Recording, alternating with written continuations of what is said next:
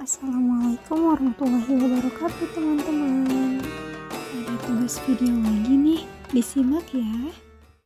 Sebagai manusia, apalagi kita sebagai umat Islam, yaitu umat Nabi Muhammad SAW, perlu mengerti dan mengetahui apa hakikat kematian dan alam kubur.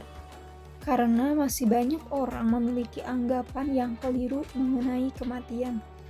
Sebagian mereka menganggap bahwa dengan datangnya kematian, berarti orang tersebut sudah tidak ada lagi selamanya. Mereka tidak mempercayai adanya peristiwa kebangkitan kembali, pengumpulan di padang mahsyar, dan adanya surga maupun neraka. Menurut mereka, matinya seseorang itu sama saja seperti matinya binatang-binatang atau seperti keringnya tumbuh-tumbuhan. Tentu saja itu merupakan anggapan dari kaum ateis. Mereka tidak beriman kepada Allah Subhanahu wa Ta'ala serta tidak beriman dengan adanya hari kiamat. Apa itu hakikat kematian? Berdasarkan pertimbangan nalar yang sehat dan diperkuat dengan kesaksian Al-Quran dan hadis, arti kematian ialah perubahan keadaan saja. Sementara ruh itu tetap ada setelah terpisah dari jasad, dan ruh itu akan disiksa atau akan merasakan kenikmatan. Arti dari perpisahan ruh dan jasad ialah ruh sudah tidak ada urusan lagi dengan jasad setelah keluarnya ruh dari dalam jasad tersebut atau setelah seseorang mengalami kematian. Karena pada hakikatnya manusia adalah eksistensi yang menyerap ilmu pengetahuan, rasa sakit, dan rasa nikmat. Oleh karena itu, fungsi ini tidak akan mati alias akan tetap ada. Sebab makna kematian hanyalah sekedar berhentinya fungsi-fungsi tersebut dari badan yang sudah tidak berfungsi sebagai alat. Oleh sebab itu, pada hakikatnya kematian adalah diibaratkan lumpuhnya seseorang. Karena jasad atau badannya sudah tidak mampu lagi digerakkan. Dua segi perubahan keadaan ruh. Yang pertama, ruh akan terlepas dari matanya, telinganya, mulutnya, tangannya, kakinya, dan seluruh anggota tubuhnya. Ia juga akan berpisah dengan istri atau suaminya, anak-anaknya, keluarganya, kerabatnya, teman-temannya, dan seluruh kenalan-kenalannya. Bahkan ia juga akan berpisah dari ternak-ternaknya, dari hartanya, dan juga dari hal-hal yang ia senangi selama ia berada di dunia. Dan hal itu akan menjadi sebuah penyesalan yang besar ketika ia menghadapi kematian karena ia akan berpisah dari seluruhnya. Kecuali orang-orang yang senang dan gembira ketika mengingat Allah, maka dengan datangnya kematian mereka akan merasa bahagia dan sempurna karena mereka menganggap mereka akan segera bertemu dengan Sang Pencipta, Sang Kekasih, yaitu Allah Subhanahu wa Ta'ala. Kemudian yang kedua yaitu dengan kematian seseorang akan mengetahui dengan jelas apa yang tidak mungkin ia ketahui selama hidupnya. Sama seperti seseorang yang terbangun akan mengetahui dengan jelas sesuatu yang tidak ia ketahui ketika ia masih tidur. Karena pada hakikatnya semua manusia itu dalam keadaan tidur, dan ketika sudah mati, mereka pasti akan terbangun. Pertama yang akan terlihat jelas oleh dia adalah amal-amal kebaikannya yang akan berguna baginya dan sekaligus amal-amal jahat yang akan memberikan mudorot kepadanya. Terdapat pula beberapa ayat Al-Quran dan hadis Nabi SAW yang menunjukkan bahwa kematian hanyalah kata lain dari lenyapnya ruh. Yang pertama terdapat dalam Al-Quran surah Ali Imran ayat 169 dan sedikit 167. A'udzu billahi minasyaitonir rajim. ولا تحسبن الذين قتلوا في سبيل الله أمواتا بل أحياء عند ربهم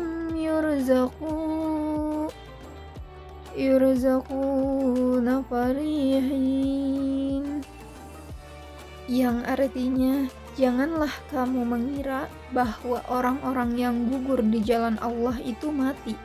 Bahkan mereka itu hidup di sisi Tuhannya dengan mendapat rezeki. Mereka dalam keadaan gembira.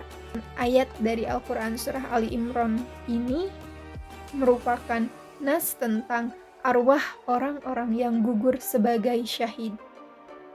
Kemudian, apa kata kubur kepada orang yang mati?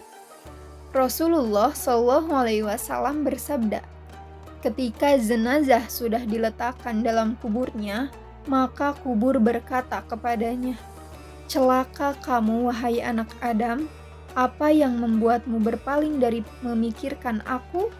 Apakah kamu belum tahu bahwa aku adalah rumah fitrah, rumah kegelapan, rumah kesendirian, dan rumah cacing? Apa yang membuatmu lalai dariku ketika kamu berjalan melewatiku dengan nampak ketakutan? Jika ia orang yang baik, maka akan ada yang mewakilinya menjawab pertanyaan dari kubur tersebut. Apakah kamu tidak lihat kalau ia suka menyuruh kepada kebaikan dan mencegah dari kemungkaran?" Lalu kubur berkata, "Kalau begitu, aku akan menjadi sebuah taman yang asri. Jasadnya akan bersinar cemerlang dan ruhnya akan naik kepada Allah Ta'ala." Hadis riwayat Ibnu Abi Dunya. Kemudian Yazid Ar-Rashid berkata, "Aku mendengar bahwa ketika mayat sudah diletakkan di dalam kuburnya, amal-amalnya berkumpul di sekelilingnya. Kemudian Allah membuatnya bisa berbicara, 'Wahai orang yang sendirian di dalam kubur, kamu sekarang telah ditinggalkan oleh keluarga dan sahabat-sahabatmu. Sekarang kamu sudah tidak ada yang menemani di sisiku.'" Tentu saja kita sebagai umat Islam sangat menginginkan alam kubur menjadi sebuah taman surga bagi kita. Maka dari itu, kita perlu membiasakan diri kita untuk senantiasa mengingat Allah Subhanahu wa Ta'ala, insya Allah. Kemudian, apa itu siksa kubur dan pertanyaan malaikat Munkar Nakir? Dalam suatu riwayat dijelaskan, sesungguhnya bahwa seorang mukmin atau seseorang yang telah meninggal tersebut mendengar setiap derap sendal orang-orang yang beranjak meninggalkan kuburnya setelah menguburnya, sampai ia ditanya oleh malaikat Munkar dan Nakir, "Hai, siapa Tuhanmu? Apa agamamu? Dan siapa nabimu?" Maka ia menjawab, "Tuhanku adalah Allah, agamaku Islam, dan nabiku Muhammad SAW." Selanjutnya, kedua malaikat itu membentaknya dengan sangat keras, dan itulah cobaan terakhir yang harus dialami oleh seorang mayit atau si mayit tersebut. Setelah menjawab seperti itu, ada malaikat yang menyeru, "Sesungguhnya kamu benar." Dan itulah makna firman Allah Ta'ala, "Sabbitullahu alladzina amanu bil qawli tsabit." Allah meneguhkan iman orang-orang yang beriman dengan ucapan yang teguh itu. Kemudian ia didatangi oleh makhluk yang menjelma dengan wajah yang sangat tampan, beraroma sangat harum, dan berpakaian sangat indah, sambil berkata, "Bergembiralah dengan rahmat Tuhanmu dan dengan surga-surga yang di dalamnya penuh dengan kenikmatan yang kekal dan abadi." Kemudian mayit menjawab, "Semoga Allah juga memberimu kabar kebaikan." Lalu ia bertanya, "Siapa kamu?" Dan makhluk itu menjawab, "Aku adalah amalmu yang soleh. Demi Allah, aku tidak tahu kalau kamu adalah orang yang amat bersemangat dalam taat kepada Allah dan malas durhaka kepadanya. Semoga Allah membalasmu kebaikan." Selanjutnya terdengar ada yang menyeru, "Hamparkan untuknya hamparan surga dan bukakan untuknya sebuah pintu yang menuju ke sana." Setelah disiapkan hamparan dan dibukakan pintu, ia berkata, "Ya Allah, segerakanlah terjadinya hari kiamat agar aku bisa berkumpul kembali dengan keluarga dan hartaku." Rasulullah Shallallahu Alaihi Wasallam melanjutkan ceritanya. Adapun orang kafir ketika ia hendak menuju ke akhirat dan beranjak meninggalkan dunia, ia ditemui oleh beberapa malaikat yang keras lagi kejam. Mereka mengenakan pakaian dari api dan dari baju ter. Mereka memperlakukannya dengan sangat kasar. Begitu ruhnya keluar, ia dikutuk oleh semua malaikat yang ada di antara langit dan bumi. Pintu-pintu langit segera ditutup. Setiap pintu surga tidak suka dimasuki oleh ruhnya. Dan ketika ruhnya naik ke langit, ia dilempar dan dikatakan, "Ya Tuhan, inilah hamba-Mu si fulan yang langit dan bumi enggan menerimanya." Nauzubillahi min zalik.